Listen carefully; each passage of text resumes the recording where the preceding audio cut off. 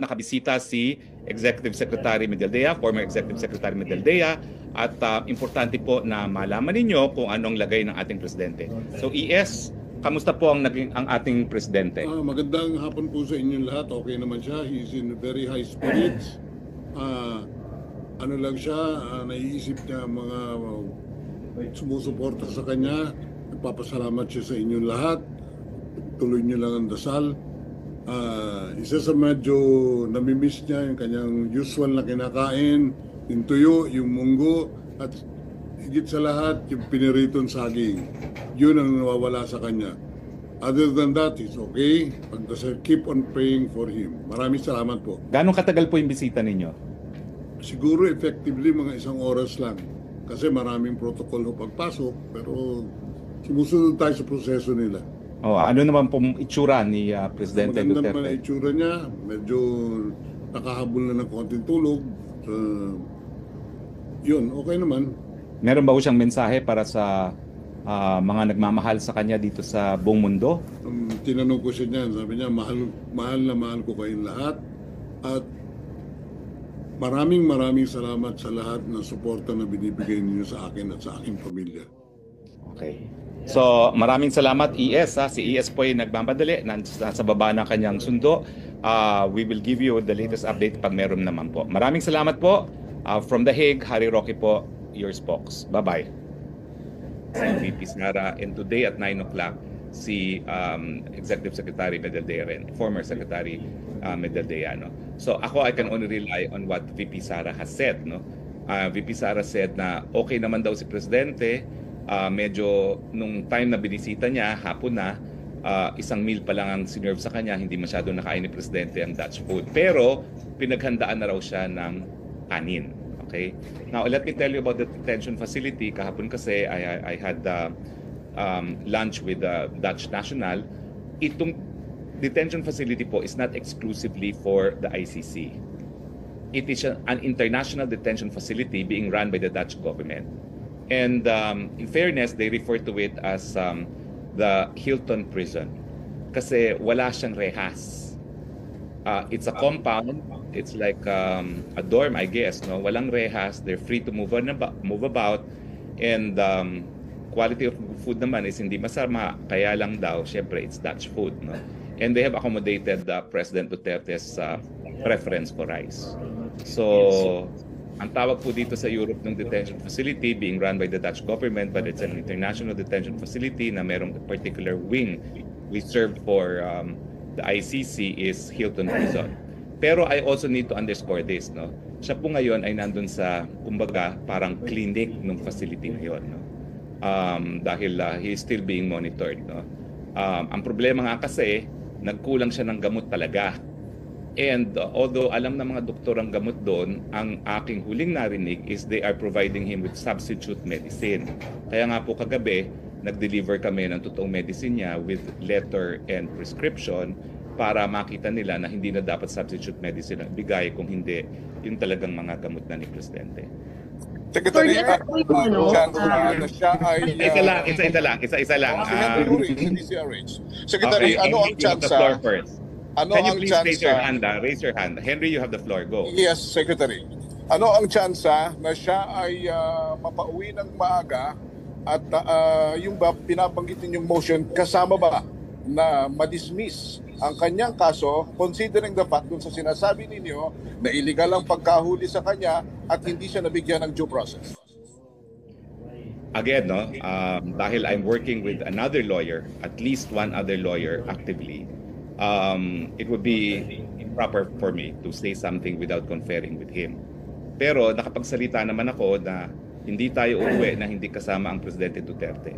So let's just say that our prayers is that he will be released at the soonest time possible and we will take all steps necessary para mapauwi siya sa lalong mabilis na panahon.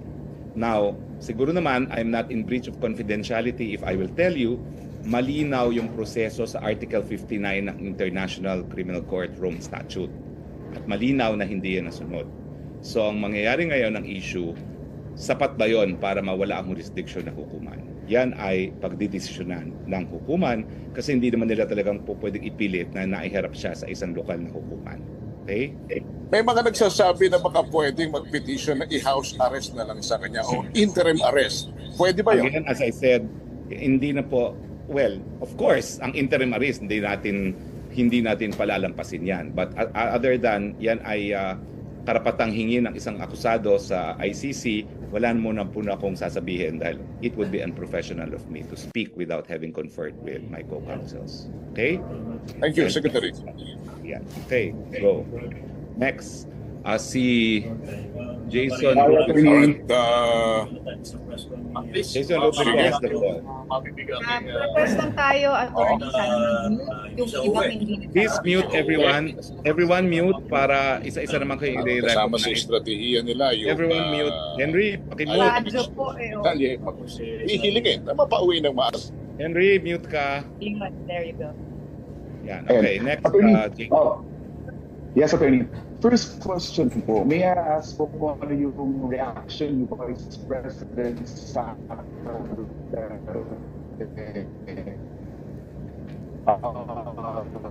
overwhelming support. Ano ka? Hindi ka malinaw. Hindi ka malinaw, Jason. Ng Pilipinas at maging yung mga OFWs ay Type na lang niya po sa chat. Type na lang yung Jason, ano. garbled ka. Hindi kita maintindihan. Okay? Pakis-type na lang yung question mo. Next, sinong nakataas ng kamay? Sir, ako po. Andy sa Sino? GMA. Andy Peñaperto, sir, sa GMA News Online, Go sir. ahead, Andy. Sir, I have two questions, sir. Nung nakita po natin si VP Sara, nirelay po niya ang message ni dating Pangulong Duterte. Ang sinabi po sa kanya ni dating Pangulo, there will be a day of reckoning. Na-explain po ba sa inyo ni dating Pangulo ang ibig sabihin niya na to, a day of reckoning? And second question po, sir, bilang counsel po ni dating Pangulong Duterte, mabibigyan din po ba kayo ng information kung meron pong mga warrants na lalabas kay Senator De La Rosa, kay former PNP Chief Albayalde, tsaka na sa iba pong mga linked sa killings? If yes, meron po bang warrants na may issue? Okay. Unang-una, lilinawin ko sa inyo to ha. Sa mga abogado, tumataas ang balahibo namin pag tinatawag nyo na kaming legal counsel sa ICC. Ako, I can say I'm legal counsel for the President kasi I have given advice to the President on ICC matters. But I have not yet been officially recognized by the court as counsel. Kaya nga, medyo ingat-ingat lang tayo. But ako, walang doubts. I can claim to be counsel dahil talaga nung consistently ina-advise ko si Presidente even before, years ago pa, on ICC matters. No? Pero lilinawin ko po, hindi pa approve ng hukuman. Hindi pa kinikilala kami ng hukuman. Si Secretary Medialdea pa lang ang kinikilala. No? Pangalawa po is, siyempre po, wala pa akong access kay Presidente. So hindi ko po alam kung anong exactly ang ibig sabihin niya. Pero tingin ko naman, using common meaning of every there will be a time of reckoning, yun pong common meaning po nun is magkakaroon din ng paghuhusga sa mga pangyayari ngayon. Okay? Tinranslate ko lang siya kung ano yung there is a time for reckoning. Okay? Question ho? Oo. Kayo po ay binabanggit po ninyo na nagpasok kayo ng medicines. Ano po ba yung sakit ng dating Pangulo? Again, hindi po ako nagpasok. Iniwan po namin sa prison facility. Okay. Hindi po ako nakapasok. Okay? Iniwan lang po. Okay? Kasama yung sinyelas na rin-request siya at saka medyas. At ang medyas na binigay namin ay yung colorful na medyas pa. Okay? Now, so having said that, anong mga gamot ng Pangulo, that's covered by the right to privacy. Okay? He may be president, but he doesn't have to broadcast to the world his medical condition. That's considered absolutely private information. But he has been deemed as fit by the doctors inside, no? So hindi naman po serious. I'm sorry, again, you're not precise. He was deemed fit to appear. But it was also deemed fit that he will only appear by video. Malinaw po yun. Malinaw po yun. Kaya nga hindi na siya pina-appear. Okay? But his deemed fit is only for purposes of appearance by video. Okay? So that says a lot. I think. That says a lot already. Okay? Next is Jason Rubrico. Subukan mo ulit, Jason. Attorney, hello po. Mas klaro na, Attorney? Yes. Yes po. Attorney, kanina, may we know the reaction of Vice President Sara Duterte doon po sa overwhelming support na ipinapakita ng taong bayan. Yesterday, sunod-sunod yung mga prayer rallies, not just here in the Philippines, but also around, across the globe po, mga OFWs na nagpakita ng suporta kay dating Pangulong Rodrigo Roa Duterte. Nako, talaga naman pong nakakahabag sa damdamin ni VP Duterte yung napakalakas na suporta na pinapakita ng mga kapwa Pilipino natin, hindi lang dito sa dahig, kundi sa buong daigdig. I can confirm that the VP, being of her generation, is always online. Siya pa nga nagbigay sa akin ng unlimited data, no, from an eSIM, which is very powerful. She is forever grateful for everyone for showing their support to the president. And yan po nagbibigay ng lakas, hindi lang sa kanya, kundi sa buong pamilya, na malalampasan din ni Presidente Duterte itong pagsubok na ito. Attorney, usap-usapan po online yung paggamit ng litrato ng mga yumaong individual ng makakaliwang grupo sa EJK rally. At isa na nga rito yung doktor na pumalag dahil ginamit po yung litrato ng kanyang yumaong ama na di umano'y nasawi dahil dito sa extrajudicial killing. Pero yun nga, pumalag sila dito. Marami rin na ibang mga individual ang pumalag sa paggamit ng mga litrato. Nakakot ba ito kay Vice President Sara Duterte? And you, Attorney, ano po yung reaction niyo? As I said, mas bata si VP Sara sa akin, mas teki yan. In fact, siya lahat ang nag-ayos ng aking communication requirements, no? Including my eSIM. No? Kaya malakas ngayon ang aking Wi-Fi. No? So alam po niya yan. She's forever grateful. Pagdating doon sa mga fake news, ang aking payo lang sa publiko, mag-ingat po tayo sa fake news at kaya nga natin gagawin na itong regular press briefing nang wala na pong hindi pagkakaintindihan dahil sa fake news. No? At kaya ko rin po hiningi na magsama-sama na tayo dito sa isang GC at isa na lang briefing dahil we are terribly undermined po. Ang nandito pa lang ako, E.S. Medaldea, VP Sara, and Robin Padilla. So, between the welfare of the president and the legal requirements, and then Hoffman, no, you can appreciate na talagang we are really undermanned right now, no. So I ask for your indulgence, talagang dito tayo mag-uusap. Okay? So wala na? Sure. Oh yes, then.